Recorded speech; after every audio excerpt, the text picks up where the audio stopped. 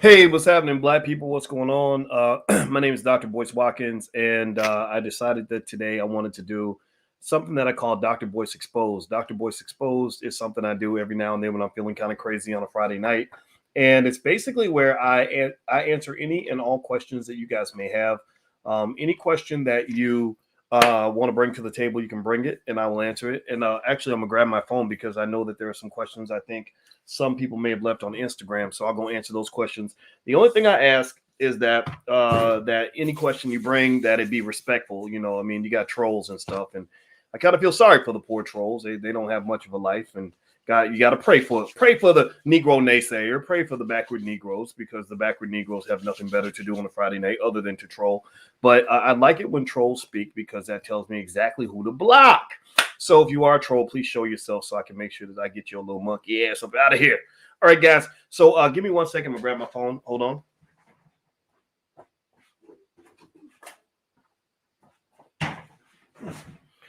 All right. Okay, so let me.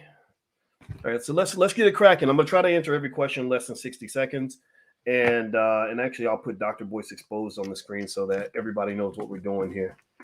Dr. Boyce Exposed. All right, I'll put an exclamation point. That's an extra drama. There we go. All right. So let's see here. Okay, so I'm gonna put your question on the screen when I answer it. What's up, Frederick and Isaiah and Nathaniel?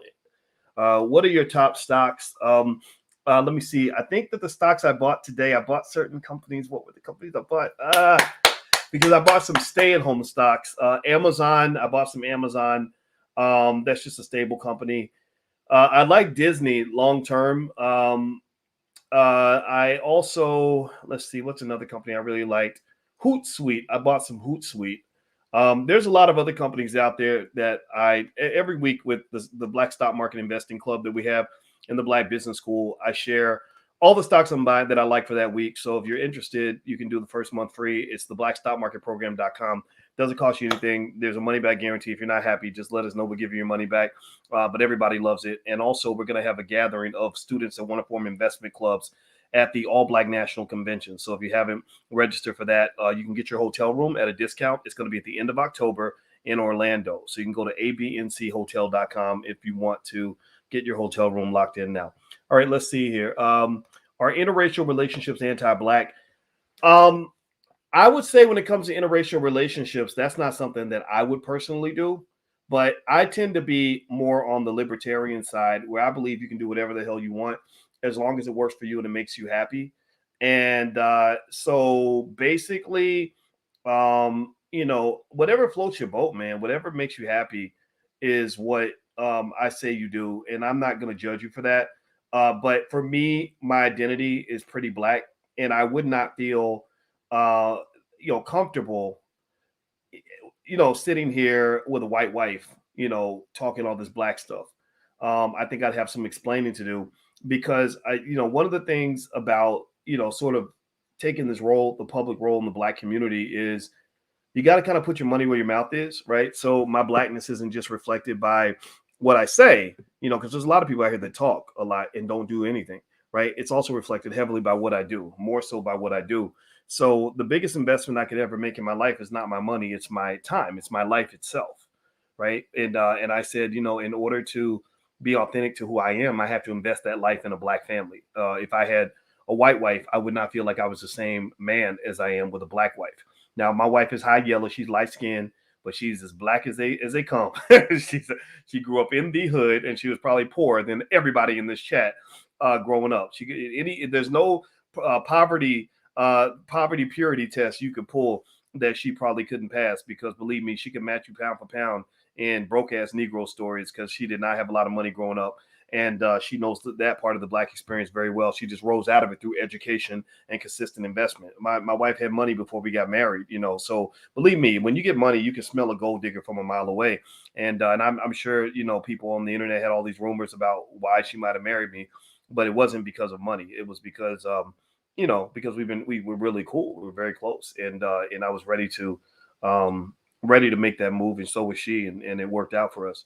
But seriously, though, it's a myth to think that being born poor means you can't rise out of that. That's bullshit. That's what people tell you to keep you poor. They want to keep you in a poverty mindset. That's the goal, because if they empower you, then you don't need them anymore, and they need you to need them. The white liberals need you to need them. All right, so let me see here. Next question. Let's see here. What does the middle class give wealth advice, but the rich doesn't? What wealth advice does the middle class give that the rich do not? I don't know exactly what that would mean, but I would know that I can tell you this: when it comes to being middle class, the number one factor that moves you from poverty to middle class is home ownership. Home ownership is a really big deal if you're trying to rise from lower class to middle class. If you're trying to go from middle class to upper class, it's stock market investing. That's what the data says. And so if you invest in the stock market, you have a very high likelihood. You've probably quadrupled your chances of reaching the upper class. What's the fastest way to turn 20,000 to 20K? Learn how to start a business. What do you think about the mandates for the shot? I'm not going to say the V word. It rhymes with Maxine. The mandates. I'm not a big fan of mandates, but that's what happens when you commit yourself to somebody's system. That's why I'm really big on telling you, especially for your sons, your daughters too, but black women fit a little bit better into the white supremacist system than black men do. Black men are seen as a threat. Straight black men are a threat. So I think you need to make sure your sons get in spaces where they can learn how to create alternative systems. Like the way I survive as this outspoken radical black man is I have other black men I can pick up the phone with who I can do business with. I'm friends with a lot of them. Some of them, you might see some of them throwing darts at me from a distance, but I'm cool with a lot of them. Everybody from Willie D to Ice Cube to the Wall Street Trapper to Jay Morrison to Lamar Tyler to the list goes on and on. I can't even think about all the brothers that are out there. Killer Mike, David Banner. I mean, there's a lot of people that I can do business with, and that becomes your shield of protection, right? So black men have to have our own cliques that are outside of the system, because the system's not built for a straight black man. If you're gay, then the rules are different. It could be like Lil Nas X go twerking in prison, and then they'll tell you that you're a genius. Are you still beefing with Mark Lamar Hill? Mark Lamar Hill's been beefing with me. I really don't beef with him. Mark could call me right now, and I will pick up the phone. And if he said, "Man, let's squash all this stuff," I'd be like, "Okay." I literally don't take it that personally. I don't understand these bitchy emotional men. I'm telling you. I think I actually. Scheherazade Ali hit the nail on the head. She said a lot of times when you have these men that are raised by their mama, they just get real emotional, and they can't. Like, I'm emotional too, but I can put it in a box. My father taught me you put that emotional shit in a box when it's time to start manning up again. And I learned that from him. My mother maybe would have taught me something different, but my father is the one who kind of helped me get away from that. So honestly, you see a lot of men, go check their backgrounds. A lot of the men that are real, like I'm mad at you. I've been mad at you for 10 years and I ain't never I'm going to be mad at you since you said something back in 2000. Guys like that, if you look back, most of them didn't have a daddy, and I'm not going to name any names because I don't want to even get into that. But that's what it is. Like it really, most of these people, if they called me and said, I don't care if it's Kwame Brown or anybody, if they called me and said, you know what, man, my bad. We had this thing back and forth. I was mad that you said this, and I'd be like, oh, well, I was mad that you said that. Okay, why don't we be friends? Okay, bet, cool, let's be friends. I'm literally like that. I can literally do that with almost anybody. The only exceptions I have to make is when I feel like you've done something just seriously unethical to the point where I can't speak to you. But even then, I won't talk to you, but I won't necessarily feel the need to go out and keep fighting with you. I might just say, let's keep our distance because I don't feel comfortable in that space. But I'm telling you, you got a lot of really emotional, feminized men who just that they'll hold a grudge and they'll just act like women. It's very weird. I don't understand it. Let me see here. Do you think the constant money pumping will lead to hyperinflation? Yeah, I think it could. Kathy Wood believes that crypto is a good hedge against inflation because of the restricted supply, and I do agree with her. Do you have kids, Dr. Boyce? Yes, I have one biological daughter. I have many, many godkids. And I've just picked them up along the way. I felt, again, when I talk about investing in the Black community, I started investing with my time before I started investing with my money. I've invested millions of dollars in the Black community. I paid millions of dollars to Black people. I don't talk about it, but that's happened. Everything I do isn't just me. It's like a whole team of people. But also, before I invested money, I invested time. Back in Louisville, Kentucky, the city where Breonna Taylor lived and everything, I used to coach a track team in Louisville. I was the assistant coach of the West Side Track Club in Louisville 20 years ago. And and I loved it. I loved working with the kids. I love that temporary substitute dad role because I always wanted to be a dad. I wanted to raise my daughter in my house. It just didn't work out that way because life just doesn't work out sometimes. But I wanted that. And the truth is that, you know, when I hear like, I don't agree with everything that a Kevin Samuel says about some of the issues going on with relationships. I don't, but I do understand the frustrations a lot of men feel because I felt some of those same frustrations. I felt like, man, like, gosh, you know, I just want to get married and have a regular life and raise my kids. And it was really like a scary thing to think, gosh, if I do anything wrong, this person could put me out of the house and put me away from my children. And then all she's got to do is say, well, he was abusive or whatever, and everybody's going to believe her, even if it's not true. And that used to bother me because I felt like things were really stacked against the black man. And I think it's completely unfair. And I wish people would listen to black men more, but they don't. And so it's just life. And so I didn't get to have more kids, but I've always been very happy to take kids under my wing. Like a lot of you have kids that are in my Black Business School for Children, which, by the way, it's at blackmillionairesoftomorrow.com. If you want to take a look, it's a great program. And I love it. I love the idea of being able to influence children because children really are the future. And I encourage you to consider that and to realize in the black community, what we need is we need a bailout of fatherhood. We have a shortage of fathers. We need all hands on deck. We need all the men that want to step in and be temporary daddies. Every football coach, every track coach, every guy, every mentor at the community center, every scout leader, every black man who gives a shit about the future of the community. If you see a child that doesn't have a daddy, step in and be the daddy. You ain't got to do it forever. You ain't got to go marry their mama. You ain't got to go and live in the house. You ain't got to move the dude into your crib. Just say something positive to that child. You know, give that child some advice, give that child some guidance, you know, help him straighten his back up, give him some confidence. Right. And I like doing that. I love that. To me was something that's really personal to me. And so did I have children? I didn't have any more biological kids, but I got a lot of kids. The kids are in my house. That's my responsibility.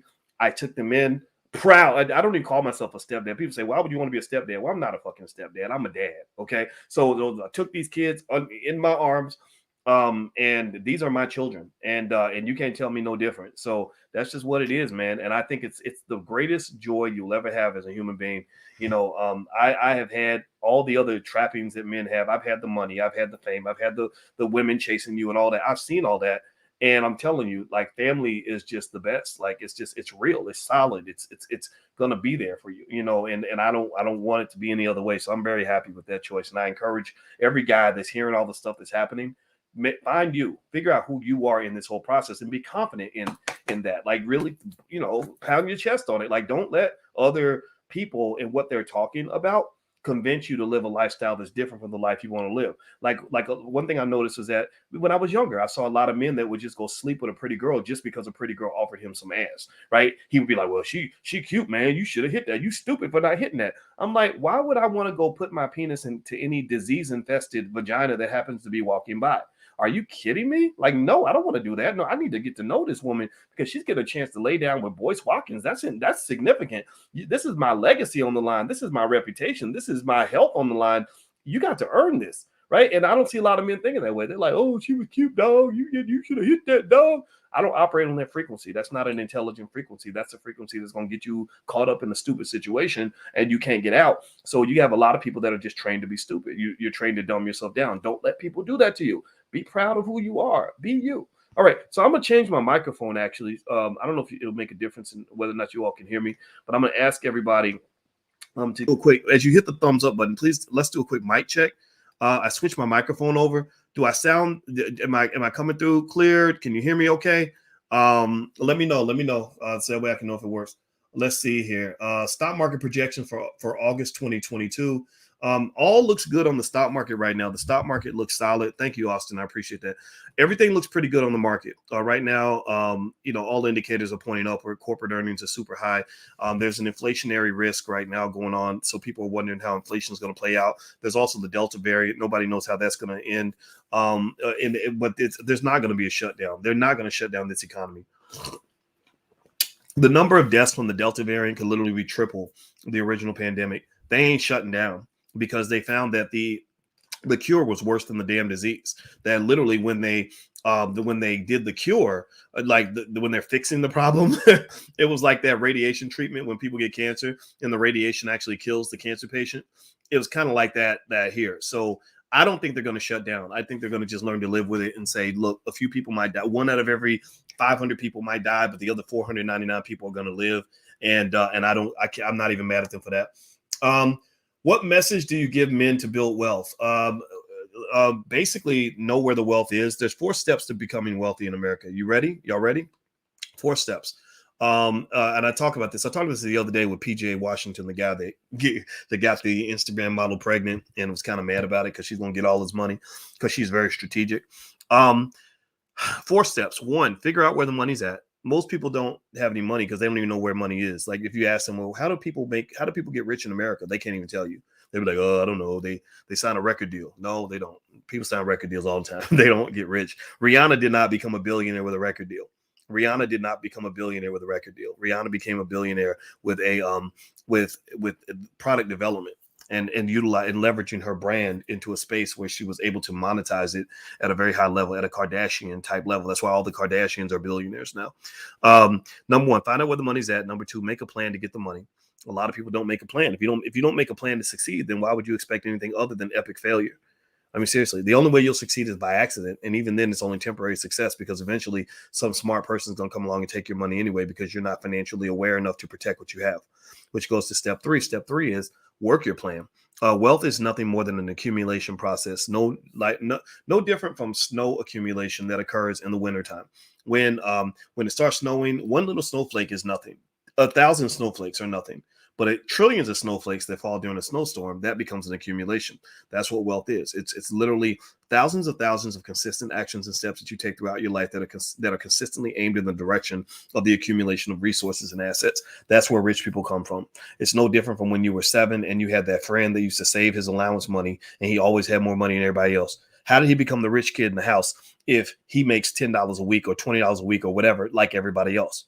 You know what I'm talking about. Give me a yes or no. Do you remember the kid who always had all the money or your sibling maybe who always had money? They always had their allowance money because they were anal retentive and didn't want to spend it. Everybody else would run to the candy store. They would hold on to their money. That's because they were engaged in an accumulation process. That's it. So step 1, figure out where the money's at. Step 2, make a plan to go get it. Step 3, execute that plan. A lot of people that don't have wealth don't engage in any form of consistent wealth building exercise. So it's no surprise they have no money. Number 4, you must protect the wealth you have. Once you get the lead in the basketball game, you got to defend the lead. If you can't defend what you have, then you're going to lose it. That means economic intelligence is paramount. That means economic awareness is paramount. When people talk about being woke, they don't talk about being financially woke. A lot of people talk about being woke, don't know nothing about woke. You so woke that you a damn joke. They use the word woke and don't even know what it means. You literally are having a dream that you woke up. You ever go to sleep and have a dream that you got up and got ready for school and whatever, and then you realize that you were sleeping the whole time?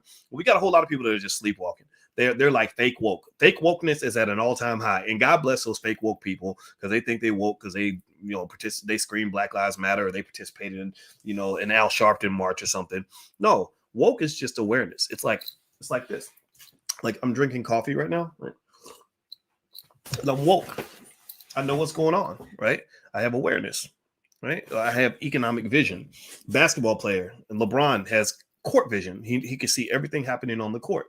Like in a Space Jam, the guy, his son made a funny face behind him. He said, boy, don't think I didn't see your face. I got perfect court vision, right? He's got awareness. That's what wokeness is. Wokeness is awareness. It's being alert. It's being conscious, right? So are you economically conscious? That's the question you must ask. When I talk about entertainers and athletes, those are fun, easy targets to discuss, not because I'm making fun of them, but because there is an anti-woke culture that is heavily marketed to them. It's a culture that's riddled with drugs. Drugs do not make you more alert. Typically, they make you less alert, unless like cocaine or something. But even then, you become a slave to the drug, so you're not really able to make sound decisions. So there's a culture of kind of addictions, chasing things, chasing women, chasing materialism, whatever, right? And what happens is they put that in front of you, they dangle it in front of you because they're like, here, boy, look over here, boy, look at all that booty over there. Oh, boy, look, and look, we pulled up in a foreign, dog, and look, he got them chains, dog. He shining, dog, right? And then the whole time, your little accountant, your little that little Jewish lawyer you got, little Abraham Rothenstein is sitting there and he's carefully taking little fees out of your out of your big ass NBA contract.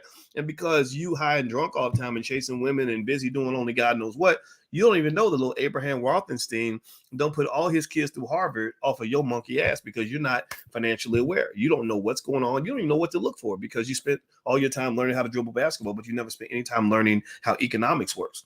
Right? That happens all the time. The gold diggers do it. That I like the PJ Washington story a lot with Brittany Renner. Go look it up. It's really interesting. I like that story not because I want to make fun of PJ. I don't, because he's young. I feel bad for the poor guy. But it really was an exact prototype of exactly the way I like to teach economics. I'm like, look at her. Look at how strategic she is. She's giving women the game. Like, if you ever want to come off a check on a man, just get pregnant by an athlete. They're dumb, right? And so she's strategic about it. So, and he's not strategic about it. He's like, oh, her big butt and a smile. You pretty girl. I'll get the, she let me hit that door. Right? Next thing you know, she's literally set up for life. Like she's literally going to get millions of dollars out of this deal. Now she's probably got diseases and stuff because she's nasty or whatever. Right. So, but that's whatever. That's her choice. But still though, it's like, yeah, that's life. Like that's kind of how things work. That's how things have worked. But since the beginning of time, you got to be alert. You got to be aware. You got to know how to protect your wealth. If you can't protect it, you're not going to keep it, period. All right. So let me see. What do you think about the monoclonal antibodies being administered in homes to COVID positive people and also given passes? I don't know nothing about that. Honey melanated. I wish I could answer that question. That is a tough question. Franquel says, how do I start investing? Go to firstshareofstock.com. If you want free information from the Black Business School, go to firstshareofstock.com. I will email you relentlessly, and every email I send you is designed to do a couple of things. One, to convince you to be a part of what we're doing, and then two, to make sure your life is better because you heard from me. I do not reach out to you because I just want to be famous or I just want to say I have a big social media following. I reach out to you because I want you to be able to turn to me when you see me on the street, and I want you to say, my life is better because you came in it. So I'm not a guy, I'm not a comedian here to just tell you funny jokes. I'm not somebody that's here to just give you celebrity gossip or whatever and waste your time on social media. I'm here to be a person where you say, man, my life is better because this dude was in it and I was getting something from him that maybe I didn't get from my dad. Maybe I didn't get this from my teachers. Maybe I'm not getting this from society. I'm not getting this from media. And that's what I believe a man does. I think that the goal, if any young guys listening, I think one goal you may want to consider for manhood is very simple.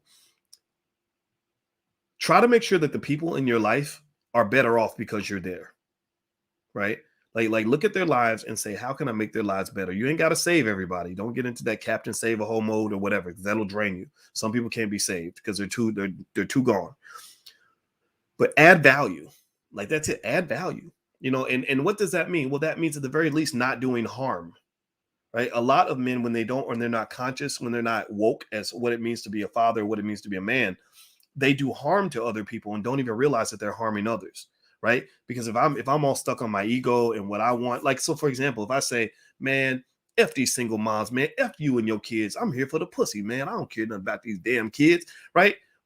Maybe there's a better way for you to express your individual freedom and right to choose who you want to date. Like, that's fine. You can, if that's not your thing, that's fine. Right? Because kids are expensive and they take patience and it's not everybody's cup of tea, but my God, do you have to hurt people's feelings in the process? Like, do you have to really go out of your way to tell Black women, many of whom are good people who are doing their best, that their lives are worthless, that they're garbage because they made a mistake or because they have kids, because they're doing the very important, very sacred job of raising children when you had a mama that sacrificed her life for you. Like, and that's the other thing too, how can you talk bad about single moms when you might have been raised by one? A lot of these guys were raised by a single mom. And it's just kind of like, can't you find a more respectful way to say what you got to say that doesn't hurt people's feelings and doesn't leave our children, Black children in your community feeling neglected, disrespected, dismissed, and wasted. These children are not a waste just because they don't have a daddy. Sometimes it ain't even their fault. I didn't have a daddy. It wasn't my fault. I was just here. I didn't know what was going on. Right. So so it bothered me. It was unfair. I didn't even know this was happening. I'm glad I didn't. But when my father married my mother, he got some resistance from people in his family. Like, why are you marrying this lady who's got this baby? That's not your baby. Right. And my father was man enough to say, this is the woman I want and I'm marrying her and this is my son. And if you disagree with me, I'm gonna bust your ass. Right. Like, I'm not allowing you cause me to stray away from my perception of this whole situation, what it's going to be. And I honor that, not because I'm telling other people to do it. Not every man is built that way. Some men want to do something different. That's fine. Do what you want. Do you. But that meant a lot to me, because there were a lot of people when I was a kid who rejected me because I didn't have a father, and it was not my fault. Right. So I just kind of think we have to have a little more compassion in our conversations, as opposed to just simply trying to, repeat what we heard somebody say on the internet. That's the other interesting thing, is a lot of people just, they'll say the same thing, because I'll see all the comments, right? And I'll be like, wow, so Kevin Samuels must have said one thing and all you guys are repeating the same thing he said. At least be man enough to have your own ideas, man. Formulate your own perspective. Don't stop putting people on a pedestal. Don't even put me on a pedestal. Don't go just repeating what I said. Like, think about it. Make it fit for you. Right. So anyway, let me keep going. Should you work on debt or investing first? Ron, it kind of just depends. It depends on the situation. I would definitely have a savings, like emergency savings, but you can even have that in the stock market as long as you have stable, safe stocks that you have it in. But because the stock market is pretty liquid, I don't think it's overly risky to have your money in stocks, especially if they're good companies. But I think I liked investing first, because if you have a ton of debt and like a student loan debt, first of all, the interest rates on student loan debt isn't very high, so you can leave that debt on the books for a long time. It's not a big deal, to be honest with you, in my view. And then secondly, if you have a lot of debt, I don't know if you want to, like some people, if you're making 50 grand a year and you have 200,000 in debt, and you realize it's going to take you 35 years to pay off that debt, or 25 years, why in the hell would you want to sit there for 25 years and grow old paying off debt before you really get to start living your life? I didn't want to do that. I was like, hell no, I'm gonna live my life. Like, we'll get to the debt when we get to it later. And I took a chance, and it worked out. Now, I had enough money where I could pay my student loans like that, right? Because I was making a lot more money, because my gamble paid off in terms of going on my own and doing what I wanted to do. But the money wasn't the best part. The best part was I got fulfillment. I was very happy with my life. And I think that we underestimate the importance of happiness. Money matters, but money is a tool for happiness. The Holy Grail is the happiness, right? So don't let the money get in the way of the happiness, okay? Let's see. Live, laugh, love says, I love it. Backward Negroes. Yeah. Oh, yeah. The Negro naysayers. That's what I call them. They're the Negroes that have a problem for every solution. So whenever they see something good happening in the black community, they're like, the black people making progress. We got to tear them down. Get them Negroes. Get them. Tear it down. Burn the business down. We don't want, Negro, what you talking about, boy? Like, you really have to really self-hating black people out here. It's really crazy. The mental illness is 100% real. And the Negro naysayers are everywhere. Some of them are in your own family. Some of y'all are married to a Negro naysayer. And I'm just telling you that, that's what we need a vaccine for. We need to get, we need to get Moderna to make a shot to vaccinate y'all against the Negro player haterologists, okay? The Negro naysayers. I mean, that's what we need, a shot. I would take that shot in a minute. Give me 2, please, because I need to be vaccinated against whatever has infected the brains of some of y'all Negroes, because y'all shit is rotted. I don't want to be around any of that. So no, but just know you are in a quarantine space. The Negro naysayers, I love it when they speak in the chat, because that tells me exactly who to block. I used to debate with them. You don't debate with them. It ain't gonna work. I used to get mad. You don't get mad, because that's what they really want. Now I just see it. I'm like, thank you for identifying yourself.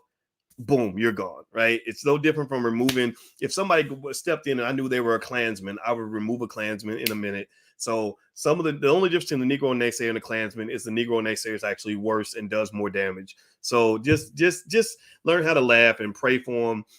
Forgive them, for they know not what they do. And who knows, maybe their approach is better than your approach. Just let them go live their life and don't worry about it. But that will literally drain you for life, is arguing with ridiculous, desperate, pathetic Negroes. Like, just don't even engage yourself with that nonsense. All right. So anyway, do me a favor, hit the thumbs up button, hit the share button, hit the subscribe button. And I want to let you guys know something. I forgot about this. Jeff Lightsey Jr. tomorrow, Saturday the 14th, has a great interview on the blackbosschannel.com with Ronnie Baker, who ran in the Olympics. Ronnie Baker is actually out of my hometown of Louisville, Kentucky. And he was the second fastest man on earth. He didn't do so well at the Olympics. He got 5th in the final. It was real disappointing, because I thought Ronnie was going to win, but it's okay though, because Ronnie's still the man. He's still my favorite track athlete. And I'm really excited because he actually was on the track team that I was captain of in high school. Like, I was the captain of the Ballard High School track team 20 years later, Ronnie ran on that same track team. So I'm super proud of him, and I can't wait to see the interview. So if you want to see the interview with Jeff and Ronnie, subscribe to the blackbosschannel.com. And he's a good dude, smart guy, real humble. And I mean, and also, like I said, literally one of the fastest human beings in history. I think he might have run maybe one of the top 10 fastest 100-meter dash times ever. And so he's absolute badass as an athlete. I would have given anything to be that fast. So the blackbosschannel.com is where you can subscribe. I think they do it tomorrow morning, Saturday morning at I think 10 a.m., something like that. So feel free to check that out.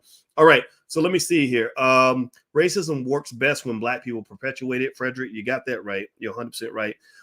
Let's see here. Next question. Hey, Dr. Boyce. Jaime says, oh, Jaime, my man, what do you think about crowdfunding investment? I think crowdfunding is really hard. I really do. I've seen some people succeed at it. More people fail than succeed. I would say there might be other ways to invest. I'm more of a fan of bootstrap investing, where you invest small amounts of money and just build your company small and grow it. Sorry, I'm trying to forgive me. I feel like I have something on my nose, but I'm live streaming in front of hundreds of people. I don't want to. Am I okay? I think I'm good. Okay. So anyway, but yeah, I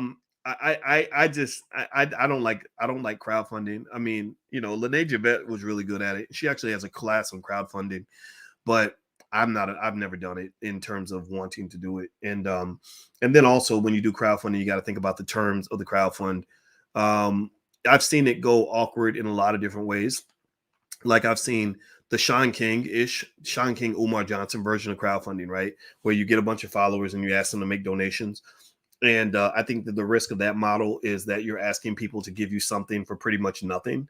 Like you're giving them, a good speech, which is fine, right? I think that Umar and Sean add value in certain ways. Some ways are a little bit iffy, but they do add. They're smart guys. And but I think this kind of like constantly saying, "Here's my Cash App, give me money in my Cash App." I think that becomes a little bit tiring for some people. And then also, if you make a commitment, where Sean and Umar got in trouble, is they both promised to create something, and people donated for them to create something, and they didn't deliver what they promised. According to their critics, right? This is not a Sean King Umar bash fest at all, but it's just something that people have debated. I think that's a little risky. I think they probably could have done better to create a product. So I hear Sean King has a clothing line or something. I think that's fine. I think he has a right to have a clothing line. He's got 4 million followers. Why not? That's what I would have told him from the beginning. I'd be like, okay, take on, so let people donate. You got the big celebrities giving you big money or whatever. But also when you make a promise, you got to really deliver on what you say you're going to do. Like, for example, when I tell you guys about the All Black National Convention, that's going to happen. And if it doesn't happen, I will feel like I owe you an explanation. I will break down for you, especially those who support it. This is what happened. This is what we're doing to fix it. This is where we are right now. And that sort of accountability is really important when it comes to money.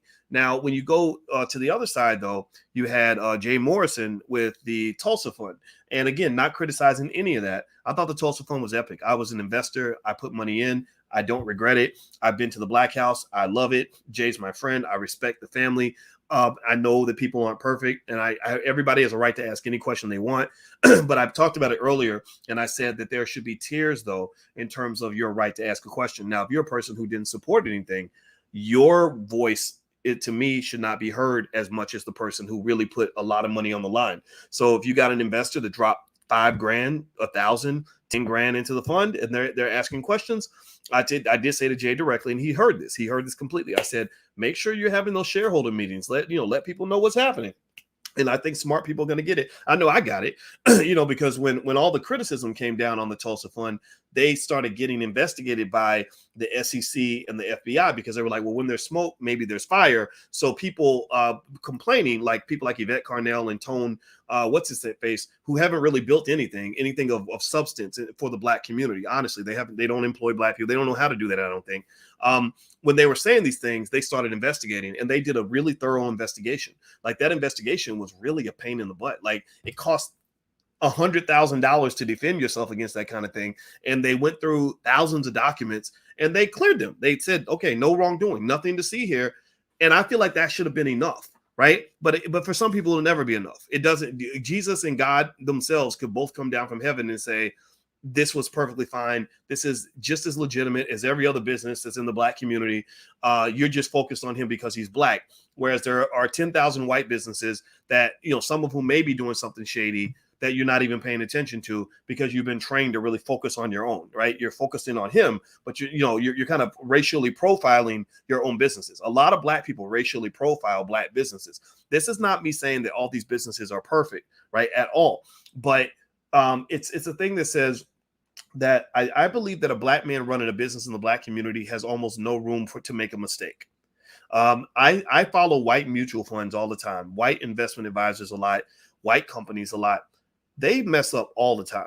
They do stuff that you look at it, you're like, ooh, that might be illegal, right? And I rarely see that get the same amount of energy, traction, anger, hostility as it does when a Black person has done something like that. And I just kind of think we have to at least be balanced. And I'm resigned to this idea that you just have segments of people. You got people that are just jealous and mad and destructive and just hate whatever you're doing because it's not theirs, because they're not doing it. The Negro naysayer is also very competitive. He's the competitive Negro, right? Like if I'm a man and you're doing something that I'm not doing, I don't want to work with you. I'd rather sit back and hate on you because I'm in a competitive mindset, which says that in order for me to win, I must destroy you, right? We learned that during slavery. But then you've got people that ask legitimate questions, right? People who say, look, I'll put some money into what you're doing. I'll support your business, but I really need you to tell me what's going on with my money.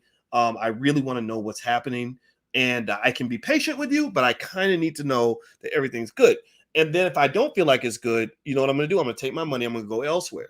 Right. That's it. Like that's the other point, too, to remember is that you have the right to not support a Black business that you don't like. If you don't like the way they're doing business, there's a million Black businesses I've been offered to participate in where I've been like, nah, I don't trust the founder. I don't trust the model. I don't think this is going to work. I don't want to be a part of this. Right. And that's OK to do that. But I don't think we have to be super destructive in the process. Like that anger, that extra hostility, that lynch mob mentality. That's kind of like, it reminds me, it's like some Emmett Till-ish type stuff. Now, one of the things I would say, and I would say this publicly, but I would also say this privately to Jay, because actually I know Jay, and I know a lot of these, mostly everybody that's doing the financial stuff.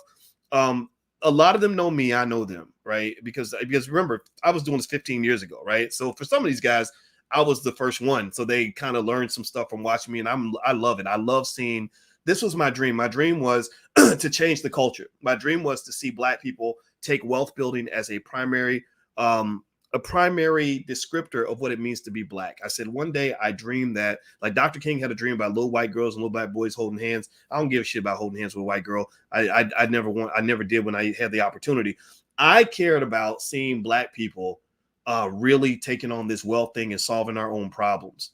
And I'll be damned if that's not happening. I mean, when I see what they're doing, when I see Earn Your Leisure, I'm like, yes. When I see Wall Street Trapper, I'm like, yes. When I see Jay Morrison, I'm like, yes. When I see BWO and Brother Ben X, I'm like, yes. Like, this is what we need. I was like, man, I want teammates, because I was out there. I really didn't have anybody with a big platform that was kind of saying the same things, So to see it happening on a bigger scale, I feel like I had some part in it. I didn't do it all by myself. I'm not Jesus, but to play some part in that is that was the point where I got in my life where I said, I could die tomorrow and I would know that I made an impact on this earth. Like, that's my little selfish private dream. My dream is, like, my wife calls me the juggernaut. She says, every room that you go into, I know that you were there. You always have an impact. Like, she'll say, I'll come in the room, your shoes will be over here, your clothes will be on the floor, the bed will be messed up, and there'll be a bag of chips on the counter. She said, everywhere you go, I know that you're always there. And I said, I think subconsciously that's a part of just who I am. I leave an impact. And every place I've ever been, University of Kentucky, Ohio State, Syracuse, etc., I always left an impact. And I don't know where that comes from. It's probably some dysfunction from childhood or something. I have no idea. But literally, that's what I wanted to do. And when I saw the impact happening and saw people repeating the things that we talk about on this platform all the time, that was when I was like, okay, thank you, God. I can be done now. Don't get me wrong. I hope I do this another 40 years. But if I die tomorrow, just know, like, I would totally die with a smile on my face, because I know that I've played my little tiny role in the whole process. Because Black people are going to fucking win. B1 people are going to win, not all Black people. Some Black people are going to lose. Some people just want to be losers, and they're determined to be losers. And I don't give it. I'm not saying I don't care. I wish the best for them, but they're not going to listen. They're going to fight you all day. I ain't got time for that. But B1 people are going to be ahead of the Jews. Like your children and grandchildren are going to be ahead of everybody. And I'm super excited about it. So it's like we built a super black, like you build a better black person, you build a Superman. Like we built blackness 2.0. And I believe that that's going to come to define the people that control the next generation. That's just my 2 cents. That's what I believe. And that's what I'm saying. All right. So let's see here. Why do you think black people still support that white boy, Sean King? I don't know if he's a white boy or not. I don't know. I don't think about it or not. I mean, a lot, honestly. I never gave Sean any money, but I never hated him, right? I just kind of would observe. And I don't understand why people hate him so much, right? I can understand people saying, I don't want to be a part of it. I don't, whatever. But the fact that people just hate him, really troll him, I don't get that part. I don't think he deserves that, honestly. But I'm not here to be a defender of Sean King. And I've told you guys that my personal interaction with him wasn't all that good. He was supposed to come on the platform and he agreed, and then he didn't show up. And that stuck to the point where I was making earlier. Like, man, if you say you're gonna do something, bro, you got to do it. Because I don't have a Sean King level platform, but I have a platform. I got about 1 million total followers on YouTube, and I tell the truth about what my experience is. And so when I saw that, I was like, okay, well. Because sometimes when white people start to love you and embrace you, you start to think that you can ignore black people, and I'm like, well, okay, I'm not a person who's necessarily in your corner or out of your corner. I would be fair to Sean, right? And I would just ask him fair questions and let him give me honest answers. And so for him to kind of just ghost us like that kind of bothered me a little bit. Because we followed back up. I said, because we had it all scheduled. I told everybody, and then my producer said, oh, well, he's sick. And I said, okay, well, when's he going to be better? Like, is he dying? And she reached back out 3 times, and she said they never got back with us. So that was a clear, deliberate decision to avoid the interview. And I don't know if he thought I was going to attack him or roast him. Maybe that was it, but I wasn't. I was literally just like, okay, let's just talk. Like, tell me what you're doing. Because I think that you're better off when you try to find common ground with people anyway. I really think that we sometimes, maybe when people are over competitive or over triggered, they will find a reason to fight another black person. And I would rather just not do that. I ain't trying to be fighting black people if I ain't got to. That's exhausting. All right. So anyway, let me see. Next question. What do you think about Biden so far? I don't think about it. I don't think Biden's doing anything for black people. Let's see here. We can't leave any of our people behind. Some of our people are choosing to leave themselves behind. So it's not even up to you. You just do what's best for you and your family and try to help. If someone wants help, help them. But if somebody's just running their mouth, and trying to disrupt, it is what it is. Just Bezos says, I believe in you. I think you're awesome. Well, I think you're awesome too for those kind words. Thank you. I love that, Queen. Okay, you're talking about my wife. I would tell her you said that. Thank you. Emotional intelligence is utterly lacking within a lot of men and women. Yes, it is. Yeah, emotional intelligence is a big deal. Like, that's something that you should be very conscious and intentional of studying that. Like, read books, watch videos on it, on how to kind of make your emotions work for you. Like, I'm an emotional guy, but I try to have enough awareness to know when my emotions are helping me and when they're hurting me. So there's some situations where it's better to be unemotional, right? Let it go. Focus on the big picture. Right. But then there's times where it's like, no, let loose, let your spirit guide you. And I think that's okay. All right. So let's see here. Somebody says, all right, why don't we have any famous black atheists? I have an ex-girlfriend who's an atheist, and she does stuff on YouTube, but I'm not gonna say her name because I don't want to open up that can of worms. I respect her though. She's very smart, and she wasn't my wife, but she was a cool lady. All right, so let's see. Andrew Durham says, why does the middle class feel like they should work for a living to be successful? Because that's what we're trained to do as a child. Derek, what's your opinion about the Acorn app? I like it. I use it. I think it's a great app in terms of getting started. Nothing wrong with that. Let's see. Next question. Cardano. I love Cardano. Woo! Yeah, Cardano is a cryptocurrency that has been blowing up. Cardano, I think, has risen maybe 40% this month. And I bought it because one of the experts in our Black Crypto Club mentioned it. And I said, oh, I should buy more Cardano. So I bought some more right there on the spot. I like to just do stuff right then.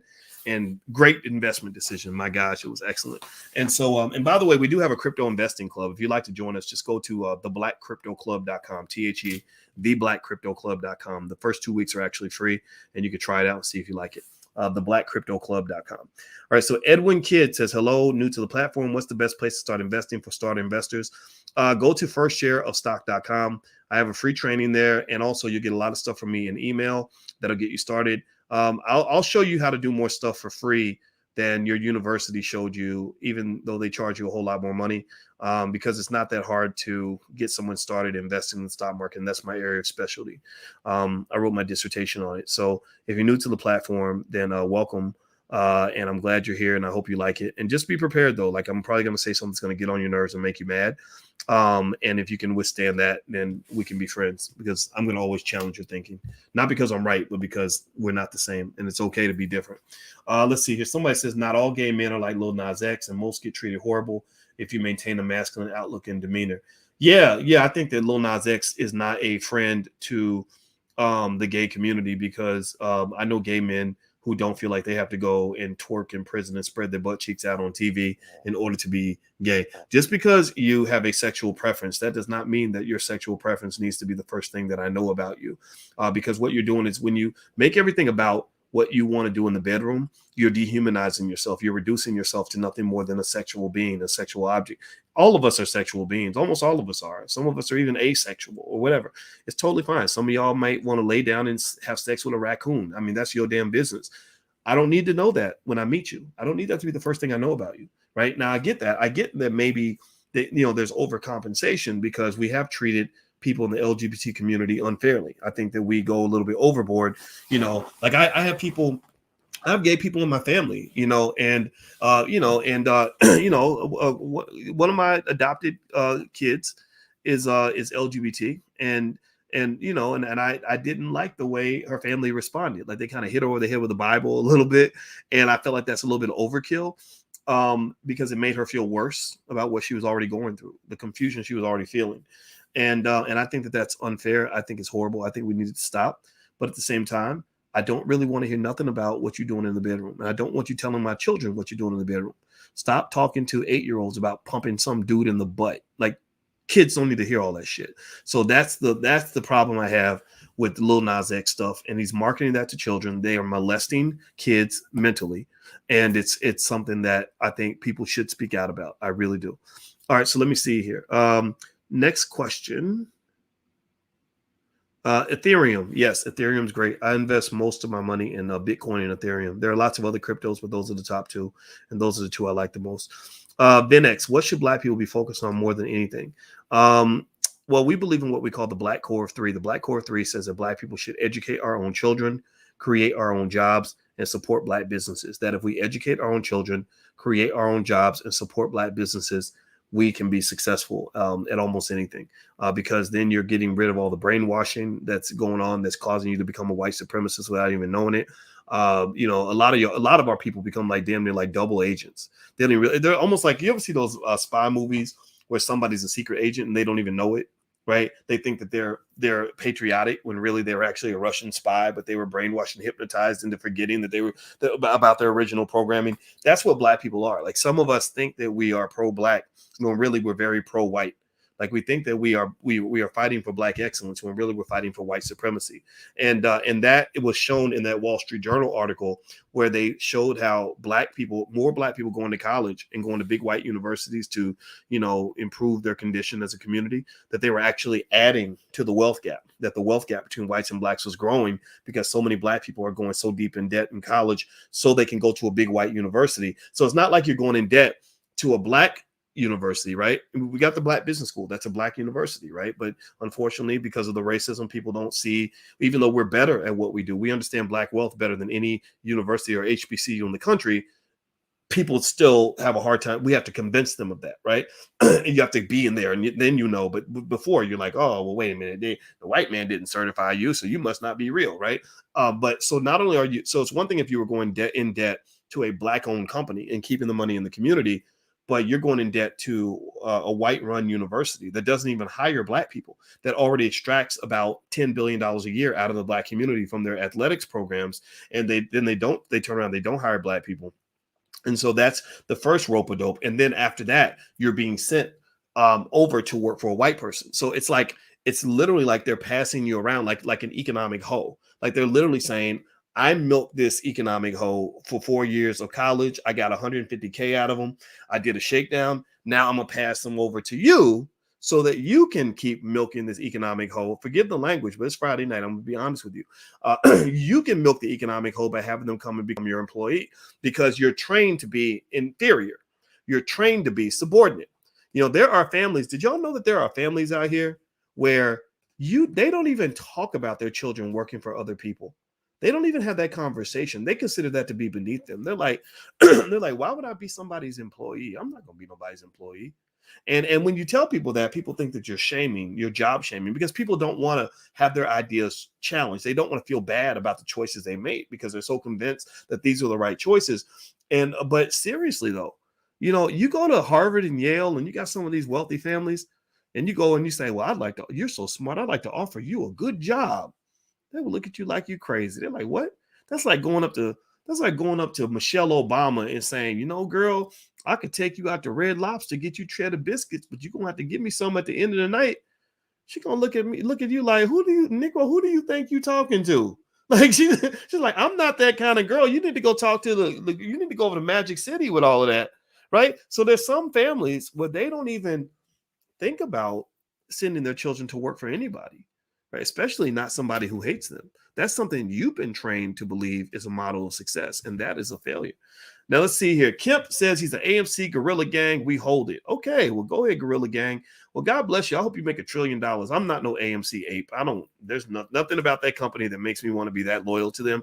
But I have made money from AMC, so I am in complete support of your gorilla approach. I just hope that as you're doing the gorilla thing, that you're not getting overly emotionally invested when it comes to these companies. These companies don't love you. Adam Aaron, the CEO of AMC, is the ultimate pimp. He sees all this momentum. He's playing it like a flute. He knows exactly what to say, and he's doing all the things to get the AMC bros excited. But I also listen to the analysts who literally tell me that AMC is in deep, deep, deep trouble. They've got way too much debt, and the $5 billion that they need to make to become profitable next year, the chances of them making $5 billion are slim to none. So, but what you might get is, you know, if you get more people to become apes, it becomes like multi-level marketing almost. If you get more people if you recruit more apes who will buy your overpriced $40 stock for $45, then you can make money. That's what they call the bigger fool theory. That's what they call that's a theory. So if you can find a bigger fool, if you can find a bigger ape, like you the biggest gorilla, you the big gorilla, and you find somebody who wants to be a King Kong ape who's willing to buy your $40 stock for 45 or 50, and you can sell it to them, then you win. So I hope that you make money. And I'm not making fun of you for being an ape. I'm just encouraging you to don't be falling in love with these. You don't fall in love with companies. Don't fall in love with politicians. Don't fall in love with corporations or politicians, because they will use you and milk you and take all your money. So just be smart. All right. So let's see here. Did you see? Let's see. Ho says, did you see how Africa and the African diaspora dominated the Olympics? Yeah. I think that Alicia and I were saying that we should have like the DOT, the Diaspora Olympic team, right? So the DOT there's actually somebody called Black Dot that I really like on YouTube. If anybody knows Black Dot, send me his information. I think Black Dot, he doesn't have guests on his show, but I think Black Dot should have me on his show because I like the guy a lot and I'd love to meet him, and I'd have him on my show. Everybody check out Black Dot's podcast. My brother does a great job, and I love it because his father's son, he's a Black man. He talks to his son. They make sense. He breaks it down in an honest way. It's one of my favorite shows. Alicia and I listen to it all the time, and I have a lot of respect for the brother. But anyway, I think there should be a DOT, the Diaspora Olympic team, and we get all the Black people around the world and take them from all these European countries. Because when you see like some Kenyan looking dude running for the Netherlands, come on now, you know what was going on with that, right? Or even Athing Mo, who is an absolute badass. She won the 800 meters at the Olympics. Probably could have competed to win the 400. I think she should have ran the 4. I don't know why she didn't. I guess it's probably scheduling. But I think Mo was one of the most impressive athletes at the Olympics. Or You know, but she looks, I mean, she looks like Mother Africa. Like she's a beautiful, tall, dark, beautiful woman. Looks like she's right out of Kenya or, you know, or something. And she don't belong to the United States, you know, but she's amazing though. She was great to watch. My favorite other favorite athletes. I love Lyles, just Joseph Lyles or Noah Lyles. I like Noah Lyles. I was surprised he didn't win. What really surprised me was how America didn't win its first track and field gold medal until like a white lady threw the discus, like way into the Olympic. Like we didn't win anything in the men's 100, 200, the women's 100, 200, the 4x1. We got beat in almost everything. And in the men, the men's 4x1 was really embarrassing because they just got outran. They didn't even make the final. And it wasn't because they dropped the baton. Usually when the U.S. doesn't make the final in the 4x1, it's because there was a disaster. Somebody dropped the baton, something bad happened. They just got out sprinted, which was really, really humiliating. But they did good at the relays. I liked your boy Kai Rai Benjamin, who ran against a crazy white boy from Norway who literally just ran an insane world record in the 400 meter hurdles. And then I love watching Sydney McLaughlin against Delilah Muhammad. Yeah, that was really cool because both of them broke the world record to beat each other. And I just think that rivalry was epic. But anyway, let me keep going. Let's see. OFC, they should be, brother. They need emotion, but men shouldn't act on it. They should act on logic. Yeah, men need to have more logic. That's how you succeed. You can't be emotional all the time. What are your thoughts on Lizzo? I don't want to get too started on Lizzo, but I'll say Lizzo is unfortunately, she's paid by big white corporations to promote obesity to the Black community, which kills lots of Black people. And also she denigrates the image of the Black woman by basically encouraging little girls to become big fat hoes and to somehow disguise that as women's empowerment. So the simple formula here is that basically, if you look at Lil Nas X, Cardi B, and Lizzo, they're all in the same category. They're basically people who debase and defame the image of Black people around the world. And their cover is the white liberal ideology of individual freedom, right? So they use something like feminism as a cloak to say, you know, that's why I was explaining to your 7-year-old daughter how to suck a penis, right? I was on TikTok, you know, dropping it like it's hot or whatever, and doing things that are clearly inappropriate for children. And my cover is whenever someone like some big asshole like Boyce Watkins speaks up and says, "Hey, I got daughters, chill out with that." Oh, well, he's a Black man, so we're gonna give him the standard Black man label of being toxic masculinity. And so, but I just learned not to care about that stuff. I think the best response to that political correctness nonsense is to just ignore it because it's really got to the point where it's a joke. And Lil Nas X uses LGBT rights as cover to justify this idea that he's got a bunch of naked Black men twerking in prison. Like prison is a wonderful place. But what I do is you flip it and you look at the analogy. You say, what if I owned a record label and I got a bunch of Jewish guys to go twerk naked in a concentration camp? How would the Jewish community feel about that? Because prisons are the Black concentration camp. You just don't see it that way because you're used to suffering. You're used to Black people having a life that is unimaginable for anybody else. But when you put it in the context of saying, what if we did this to Jews? What if we did this to Asian people? People say, oh, yeah, that would be horrible to do it to them, right? But for Black people, it's like, oh, well, yeah, but at least they getting paid, yo. At least they making money. Why are you hating on somebody who making money? Like that ignorant nonsense. You got to learn to ignore that. So, you know, they can keep doing what they do because white people will keep paying them to do it. I'm going to keep doing what I do. That's it, period. Like, I'm not going to stop. And eventually the world will understand. I've seen this. I've been in this game long enough to see things go full circle. 25 years ago, I started bitching and screaming and hollering about how college athletes should be paid. I have articles from 1996 basically explaining in a very direct, logical way why it makes absolutely no sense that you can extract $1 billion out of the Black community and then ruin these guys' education because they can't go to school because they're so busy with football practice and all that. And the white coaches are getting rich, but Black people aren't getting anything. I've been saying that consistently. My message was very consistent all through the 90s, through the 2000s, through the 2010s. And now finally the world kind of gets it. Not because of what I said, but I was part of that little army and you know, just saying, okay, one day people will get this. Well, the same thing with hip hop. You know, there was a consistent challenge with hip hop. And back in 2013, go Google it. There was a little thing with Lil Wayne that happened with Lil Wayne and a Mountain Dew contract. And I was very happy that we ruined his world tour, that we got Mountain Dew to cancel Lil Wayne. T.I. is my favorite artist, but I didn't care. I didn't give a shit. Like, you can't, you know, you have to, you know, you're associated with this dude, and this dude said some things that were very disrespectful to black people in his lyrics. I'm not going to go through the whole story. You can look it up. It's all it's on the internet somewhere. And I know Tyler, the creator, is still mad about it. He's every now and then he still flares up and he says something like, "I hate Boyce Watkins," or whatever. Fuck it, I don't care. You know, you're not gonna go and, you know, because I know you're happy that you think that success means that these people are paying you money and white people love you, and you think that that means you're a successful black person. But I think we have to have zero tolerance in certain areas. Like, I think that you just kind of have to do you and just let that be what it's going to be, you know. And I think with hip hop, with the Lizzo, Lil Nas X, Cardi B type thing, maybe they're not hearing me. Maybe they're acting like they're ignoring people like me. I don't care. I'm going to be consistent, because you can't, you know, and maybe it takes time to get to this point, but you can't just go along with things because it's cool. Like, you can't. You know, these are things that are hurting people. These are things that are destroying your community. This is why your community's falling backward. Do you know that, excuse me, black people have made no progress whatsoever? Again, all these white liberals talking about how you have all these things to celebrate. What the hell you got to celebrate? That you got closer to white folks, like, because they're some fucking gold standard? Well, now that white people will let me go into the store with them, that means my life is better. There's nothing magical about white people. There's no such thing as white boy magic or white girl magic, right? But yet people convince you that you've made all this progress. What fucking progress have you made? Have you economically, you've gone backward. Black wealth is lower than it was 50 years ago relative to white people. What progress have you made educationally? There are tens of thousands, almost 100,000 black children that graduate from these mediocre, crappy, shitty schools every year who can't even fucking read. You're 18 years old. You can't read. Are you kidding me? What were you doing all that time? You were in school 7 hours a day. What were you doing all that time?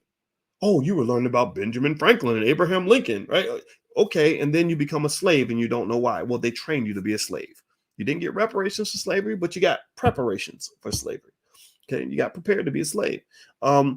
Third, so wealth, no progress. Education, no progress. Your families are worse off now than they were 50 years ago. Your grandparents had a better marriage and a better family than you have right now, because everybody's teaching black men to hate black women, and black women hate black men, and don't nobody want to take care of the kids. Nobody give a shit about the children and the families and the community. Next thing you know, your kids are growing up all fucked up and doing all kinds of crazy stuff. So clearly these people are making you stupid and crazy. They're making you into a pack of losers. I don't want to be a loser. I don't want to be a loser. And so I don't, you know, I don't care. I don't think you should care. And it's fine. Like, Lizzo can twerk her little fat chubby ass all day, and I'm going to call it out every goddamn time. You know, you got talent. Like, you could have done so many great things. There's so many talented women behind you who chose not to go and become obese and twerk and simulate the sucking of a white man's penis in order to become successful. I'm speaking for those women. There are lots of women out here. Do you know how many talented women there are who could sing just as well as Lizzo, who just said, I'm not going to play the flute and twerk at the same time? What does me twerking while I play the flute have to do with me showing that I can sing? They want you to be a goddamn clown. They want you for the minstrel show. They like that. They're like, oh, there you go. There's a reason why Denzel Washington did Malcolm X, and they didn't even mention Malcolm X at the Academy Awards. I don't know if anybody's old enough to remember that. Denzel did an excellent performance in Malcolm X, killed it, nailed it.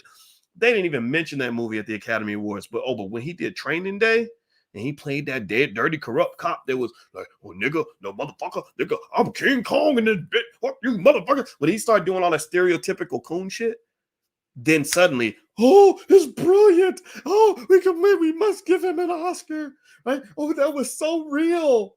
Oh, but it wasn't real when he was playing an intelligent black man. That's not real. But when he's playing a thug, that becomes real to you, because that's how you see black people. So that's why this becomes a wealth conversation, because you have to fight fire with fire. You have to fight power with power. So rather than simply getting mad about what white people are doing, you have to focus 10 times more energy on what you're doing, right? Focus 10 times more energy on saying, Okay, you're going to do what you do. You're going to say what you say, but we're going to say what we're saying over here. We're going to do what we're doing over here. You can raise your families however you want, but we're going to do what we're going to do over here. And it doesn't just apply to white people or racist people. It applies to the Negro naysayers too, or the black folks that just want to do something different. Okay, you go over there and you train your kids to grow up and get a job and go deep in college debt and work for white people and be mad about racism and microaggressions for their whole entire life. And we're going to go over here and we're going to make sure our kids know the basics of things like investing and real estate and how to be a good father and husband and what it means to really be a contributor to the black community. That's what we're going to do over here. And I think that you can do that without necessarily being mad at anybody else. But I do think that when you start seeing cultural influences infiltrating your space, I think it's okay, and it's up to you to really say something about it. So when I speak on Lizzo, I'm really speaking as a father of daughters. I don't want my daughters to want to grow up and become big fat hoes. You know, I don't want my daughters to hear Lizzo in her last song. She did a song, and it was a good song. She's a good singer, a good rapper. It was with Cardi B, and she's like, I fucked him, I fucked him, I fucked him. I don't want that to be my daughter's story. I'm not saying my daughters aren't going to grow up and have a normal sex life, but I see that world. Think about this.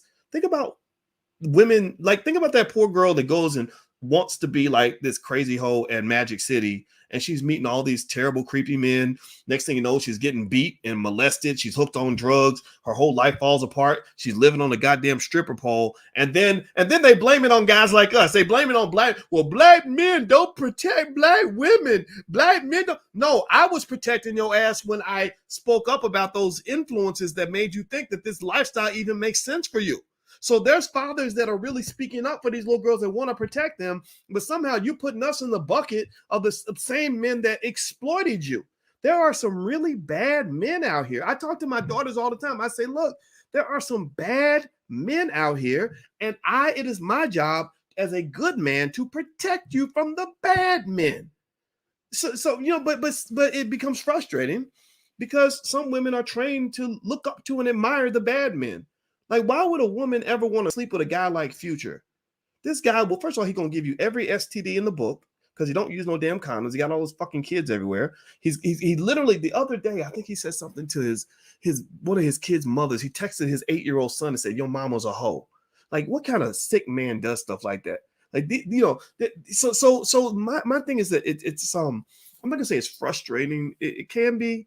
It's not really frustrating. It's more like, if you want to know what I see and what I'm kind of battling against, I'm battling against the fact that I think that we still have yet to understand that that there is a reason that our condition is not changing.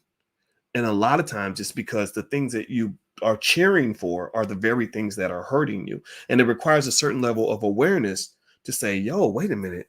That maybe that's not so good. Maybe introducing 7-year-old girls to sex is not going to be good for them, because when they get 12, they're going to be trying to go get some, and they're going to run into R. Kelly at the playground. And then next thing you know, your daughter's in some crazy situation. But then again, they're going to turn around. Well, black men don't protect black. We're fucking protecting you by keeping these predators out in the first place. So stop that. Stop making yourself a victim and then claiming victimhood later on and acting like it's my fault. I didn't do it. I'm done. I'm sorry. Thank you for letting me get that out. This is on my mind. All right. Anyway, if you can hit the thumbs up button, I would really appreciate that very much. And in case you haven't noticed yet, I tend to do things differently on the weekends than I do during the week. During the week, I'm more in a professional mindset, but here it's just kind of like I like to let loose and just kind of have a real conversation with you, and I think that's fun. Does penny stocks help your portfolio? I don't agree. I don't buy any penny stocks hardly. I don't like penny stocks. Hey, the real sis says, greetings, brother Boyce. Sorry I'm late to the party. That's okay. You're never late. I'm glad you're here, and I love you, and I appreciate you very, very much. Nathaniel, will it be a wise choice to average down in idealnomics? I don't know what that question means, Nathaniel. I'm sorry, brother. I wish I could. To average down in idealnomics. I don't even know that term idealnomics. I think I know what it probably means, but I've never heard of it. So I apologize for not knowing that. Where does the urge to become successful come from? Ask Andrew. I don't know. I think it comes from different people. And it comes in, and you have different measures of what it means to be successful. And I just didn't want to be a loser. I never wanted to come up short, and I think that it's just, certain things that get put in you as a kid, or maybe things that you just innately have inside of you. And so for me, I don't know, I just didn't want to fail. So I kind of like winning. Winning is fun for me. But maybe I'm sure there's some pathology. My wife is a therapist, so I'm sure she can link it to some inadequacy that occurred in my childhood or something. But I don't give a shit. I like it. I like winning. I like knowing that I came to do a job and I achieved that goal. And by the way, I do have a life class on stuff like that. I literally documented like a lot of my viewpoints on success and how to be successful, how to deal with everything that can get in your way, from your own mindset to haters to setbacks and all that stuff. And so if you're interested, you can actually, the life class is free. You can go to blackkeystogreatness.com. That's blackkeystogreatness.com. You also get to join us in our book club on Wednesdays if you want to come. We're reading a book called Black Labor, White Wealth by Dr. Claude Anderson, and we're going through this book very carefully. We are on page 49. And every week, every Wednesday at 8:30 p.m. Eastern, we get together and I read directly from the book and break it down for you. So we've done about 7 of these lectures so far. So if that's something of interest to you, feel free to join. It's free, and you can bring your kids, and it's a lot of fun. Do I have kids? I have one biological child, and I have several godchildren, and godchildren, stepchildren, all that. But those are all my kids. So I don't do god kids and step kids and all. Those are just my kids. The best way to invest besides stocks. I like the idea of starting a business, Gibson. I think that's been the most fun. But I only like to run businesses that are based on things I'm passionate about. That's it. I don't like to work on a business if I'm not passionate about it. But I'll invest in it if it's someone else's passion. I'll invest in that, but I don't want to actually do the day-to-day, because you can only do the day-to-day in usually 1, maybe 2 businesses. You can't do day-to-day in like 10 businesses. So, if I'm passionate about something, I'll put my time into it, because my time is more valuable than money. Time is always more valuable than money. Let's see here. Let's see. What are your thoughts about the current leadership and violence in the city of Chicago? I am not a fan of Lori Lightfoot. We call her Gory Leadfoot. That's our nickname for Lori Lightfoot. We're not a fan of Mayor Lori Lightfoot. So Gory Leadfoot is not a good leader for the city. She's, just Chicago is terrible because it's segregated. You have economic apartheid. The north side and the downtown Chicago is all wealthy. You go to the west side and the south side, it's all torn up, kids getting shot. And everybody talking all this Black Lives Matter stuff. Well, where are you when those children are being shot? You're nowhere. You're just sitting here idolizing one guy who got shot by the cops, and that's fine.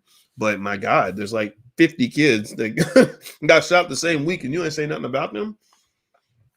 That Black Lives Matter stuff was a joke to me.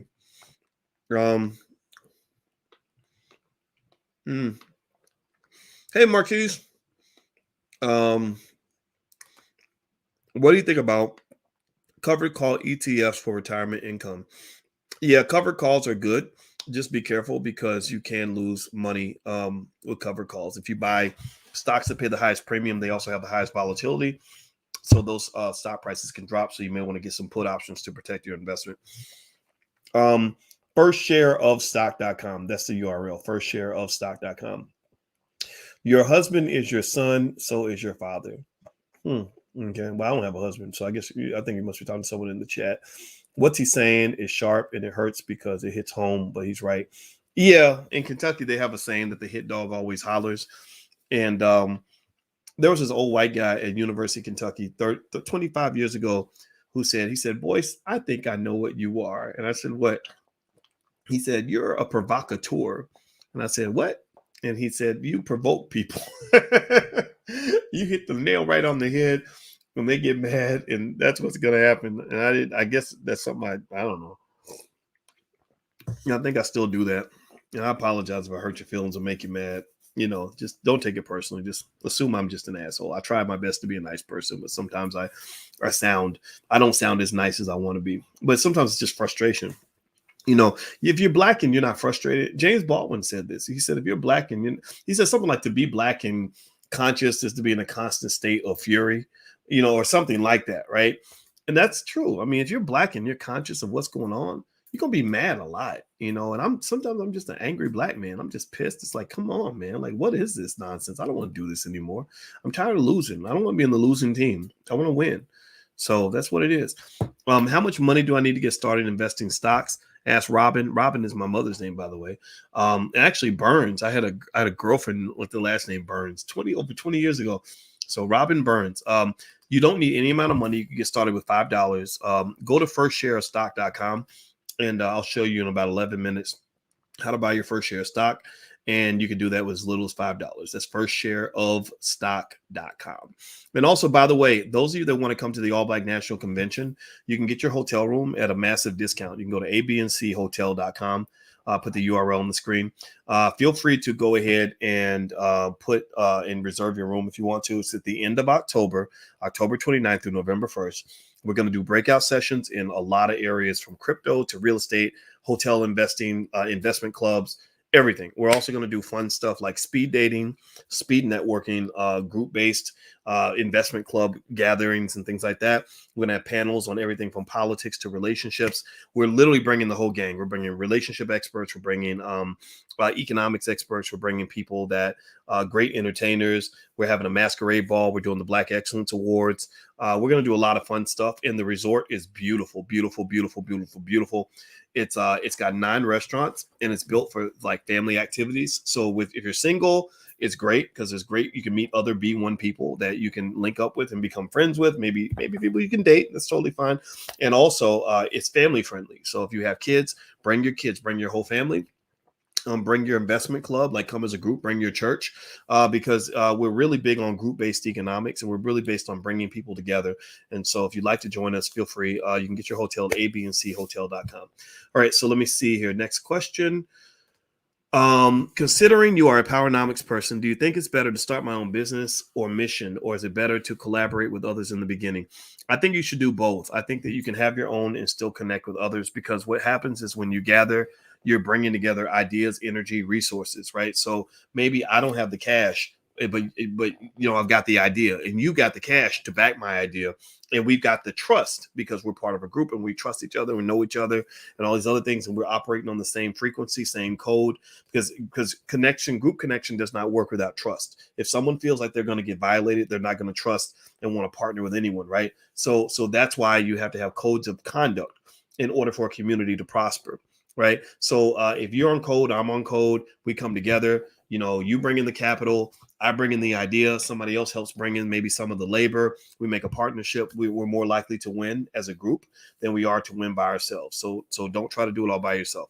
Let's see. Lila Lewis Peace says, Dr. Boyce, do you and Dr. Alicia intermittent fast for weight control? Yeah, we do. Alicia bought a fast, this big box of stuff we got to eat. And I don't like it, because I'm super hungry the whole week, but it's really good because once it's done, I feel lighter.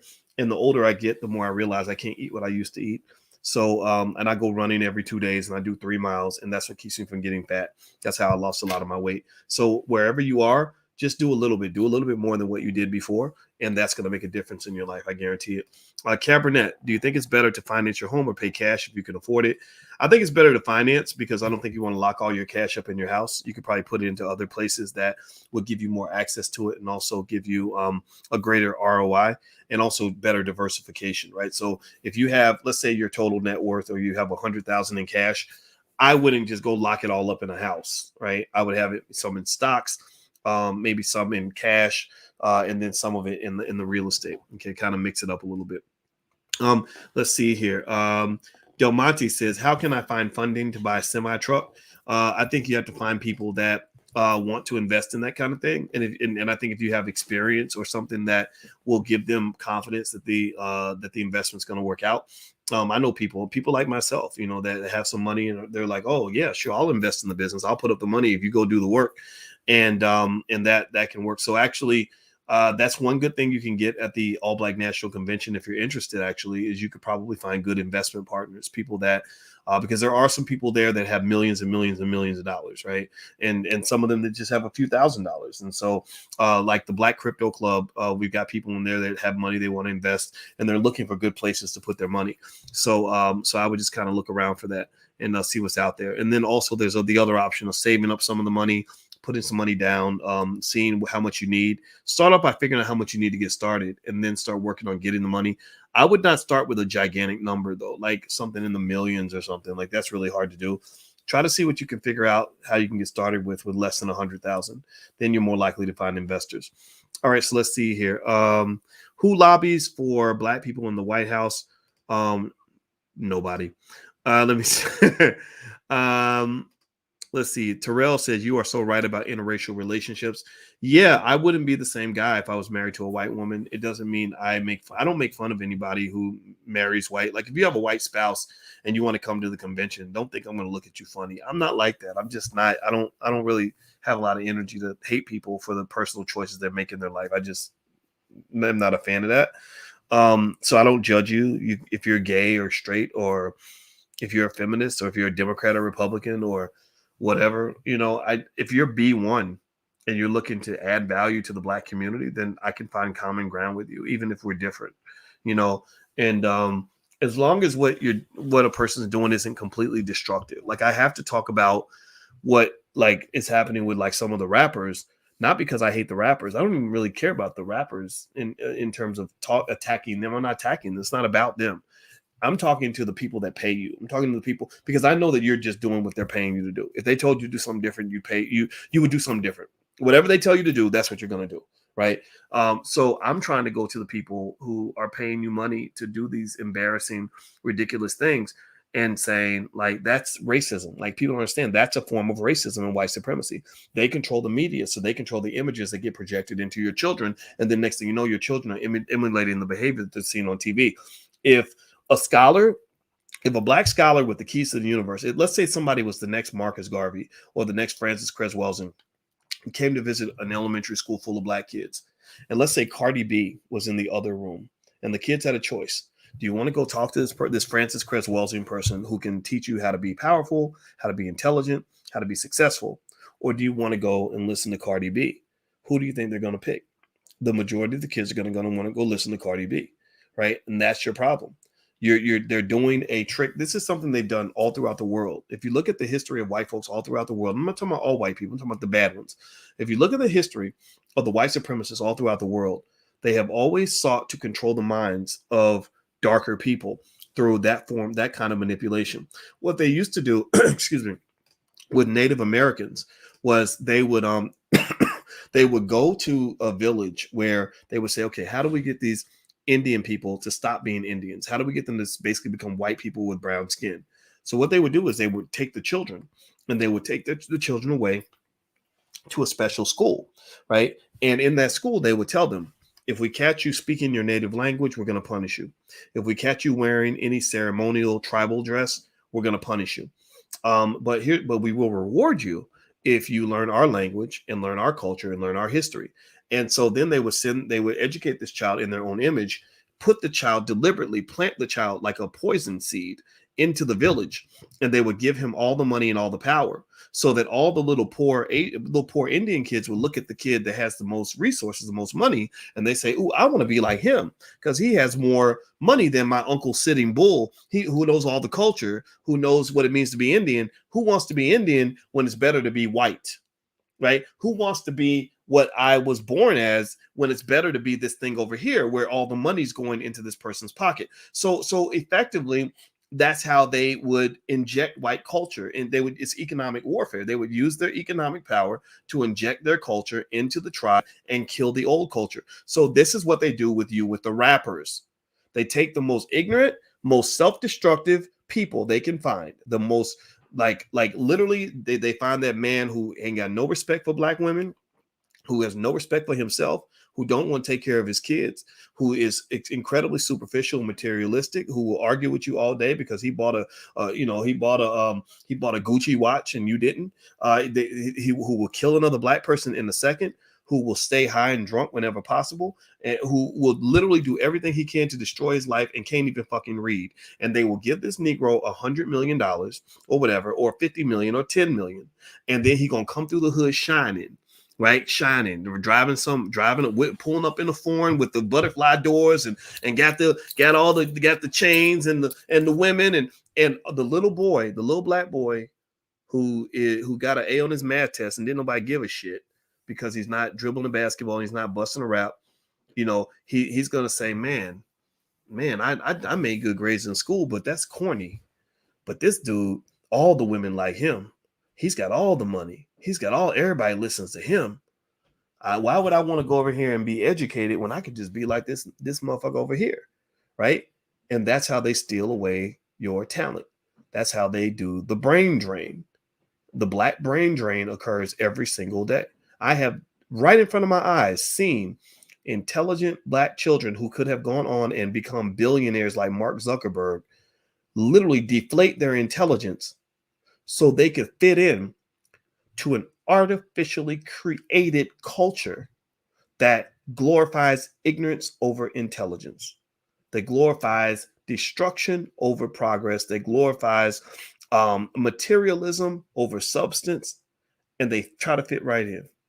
Like, why in the hell would you want to go and listen to Dr. Boyce Watkins when you can go kick it on the shade room where they talking about some STD infected, fucked up human being who can't have a healthy relationship with nobody, who is on his way to jail, who ain't even taking care of his damn kids, who can't even spell the word dog. But you looking up to that because that nigga shining, because he got money in his pocket. That's literally it. That's literally the factor that makes you think that this is success.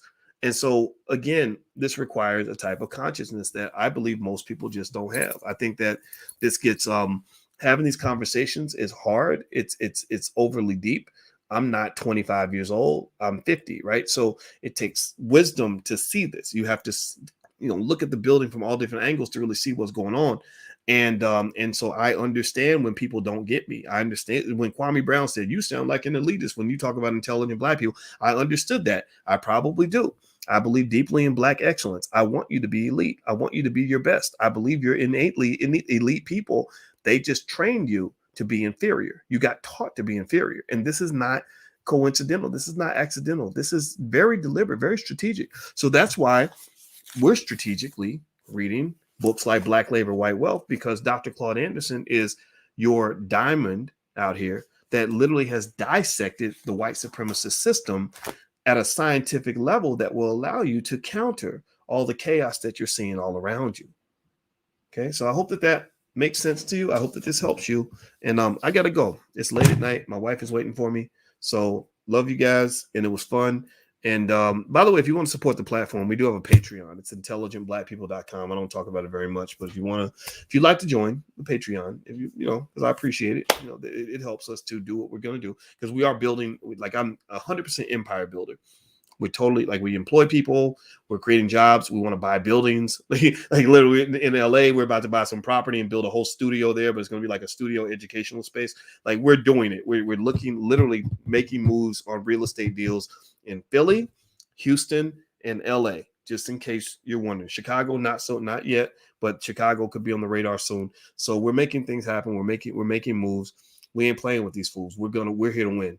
And they're not ready for us. That's why they get mad. They can just stay mad because we can't lose, because we're too smart, too capable. If we don't win, our kids will win. If our kids don't win, our grandkids will win, because these fools are thinking about 2 weeks in advance. We're planning for the next 150 years. That's how gangster we are, and we will win this battle. I guarantee you. So do me a favor, hit the thumbs up button, hit the share button, hit the subscribe button. Love you guys. It was great talking to you.